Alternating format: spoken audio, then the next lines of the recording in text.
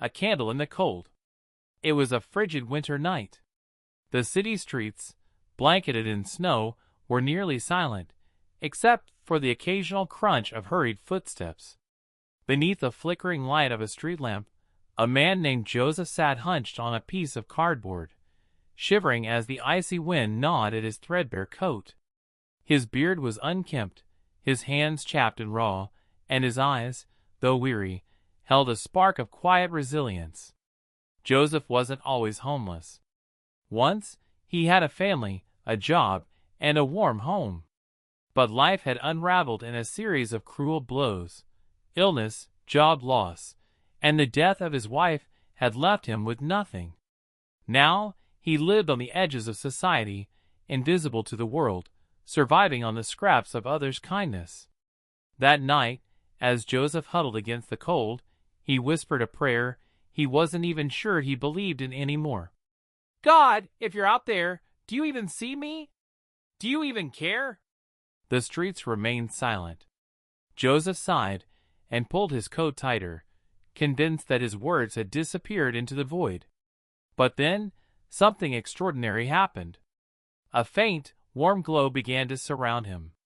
At first, Joseph thought it was the street lamp playing tricks on his tired eyes, but the light grew brighter, enveloping him in a cocoon of golden warmth.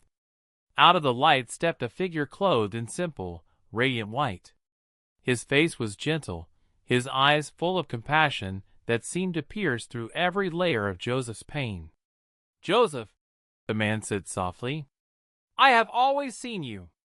Tears filled Joseph's eyes. Who are you?" "I am the one who created you, who wept with you in your sorrow, who has never left your side," the figure replied. "You are not forgotten. You are not unloved." Joseph's heart ached as years of despair began to melt away. "But why?" he choked. "Why would you care for someone like me? I have nothing." The man knelt beside him, placing a hand on Joseph's shoulder. "You have everything that matters to me. You are my child. Your worth is not in what you own or what you've lost, but in who you are. And I will never stop loving you." The light grew warmer, and Joseph felt an indescribable peace washing over him, as though every wound in his heart was being gently mended. The man reached into his robe and pulled out a small loaf of bread and a cup of water, offering them to Joseph. "Take these," he said. "They are but a taste of the provision I have for you. But more than this, I give you my love, which no hunger or cold can ever take away." As Joseph ate and drank, he felt a strength he hadn't known in years. When he looked up to thank the man, he was gone. But the warmth of his presence lingered, and in Joseph's heart, a small flame of hope began to burn. The next day, Joseph found himself sharing his story with others on the street. He offered them the bread he had saved and told them of the one who loved them beyond measure. Word by word, kindness by kindness, he became a beacon of hope, a living testament to a love that reaches even the darkest corners of the world.